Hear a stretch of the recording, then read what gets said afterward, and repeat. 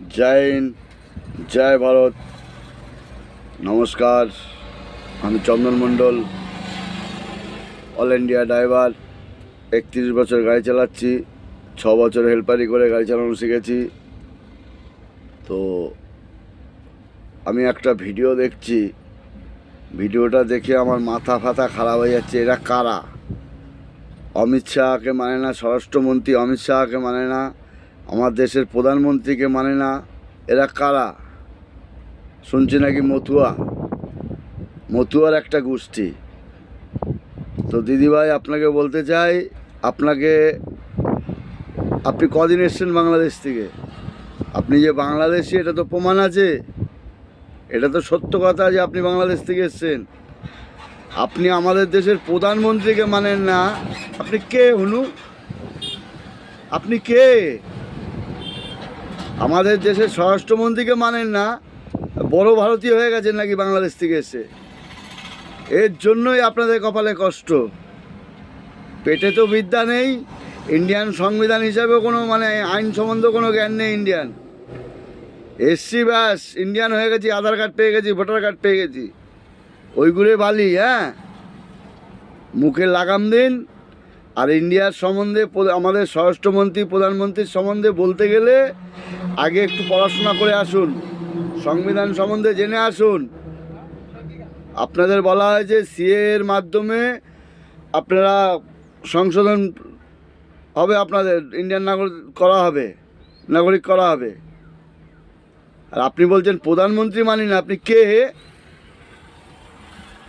দুদিনের বৈরাগী ভাতকে অন্ন বলছেন নাকি? প্রধানমন্ত্রীকে দেশের মানবেন না, স্বরাষ্ট্রমন্ত্রীকে মানবেন না? আপনি কোন কে? আপনাকে দেখেই তো লাগছে চুড়েল। জানেন 1946 সালের গল্প জানেন?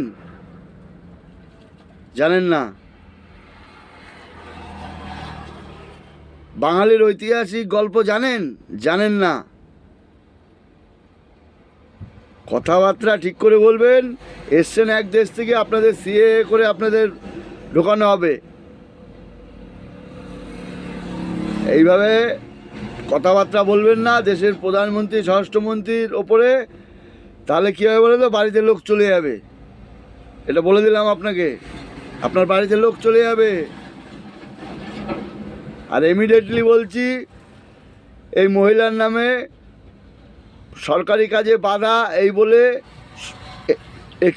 এর নামে কেস ঠুকে একে অ্যারেস্ট করা দরকার। এদের জন্যই আমাদের দেশ আজকে, বিশেষ করে আমাদের বেঙ্গলেই কাচরা ঢুকে বসে আছে। এরাই প্রাধান্য দেবে। অপারেশন সিঁদুর হয়েছে আমাদের বেঙ্গলে, কিছু দেখেছি আংডু, কি বলবো, গান্ডু তাদের বলা যায়। তাদের দেখছি বলছে কেন পাকিস্তানে জল বন্ধ করা হয়েছে, পাকিস্তানে কেন হামলা করা হয়েছে। এই ধরনের বাঙালি আমাদের বাংলায় আছে। তো এদেরকে চিহ্নিত করে এদের নামে এফআইআর করে এদেরকে অ্যারেস্ট করা দরকার। এরা কারা এদের জানতে হবে। এরা দেশদ্রোহী। আর মতুয়া সংঘকে বলবো, আমরা ছোটোবেলার থেকে দেখে এসেছি একটাই মতুয়া সংঘ, ভাগ হতে হতে 3টে হচ্ছে। দেশের প্রধানমন্ত্রী স্বরাষ্ট্রমন্ত্রীর নামে উল্টো পাল্টা বলছে। কে?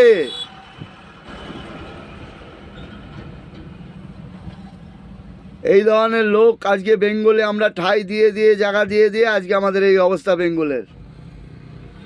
প্রত্যেকটা আমাদের বেঙ্গল বাঙালি দাদাভাইকে বলবো যে এই ধরনের লোককে আপনারা সবাই ফলো রাখবেন।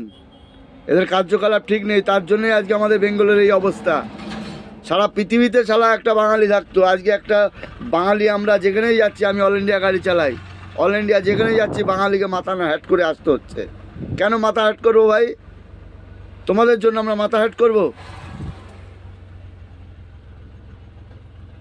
প্রত্যেকটা আমাদের ইন্ডিয়ান বাঙালিকে বলবো দাদাভাই এদেরকে ফলো রাখবেন।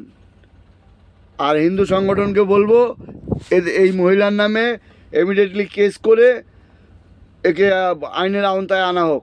দেশের প্রধানমন্ত্রী স্বরাষ্ট্রমন্ত্রীকে মানে না, উনি কে ওনাকে জানার দরকার আছে।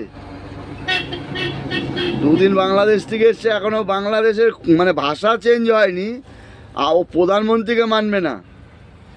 এর জন্যই বাংলাদেশ থেকে যারা আসছে তাদের উপরে মানে রাগ হয়ে থাকে আমাদের ইন্ডিয়ান বাঙালিরা, তাদের কথাবার্তা ঠিক নেই। এই বলে রাখছি। জয় হিন্দ, জয় ভারত। সাবধান হয়ে যান।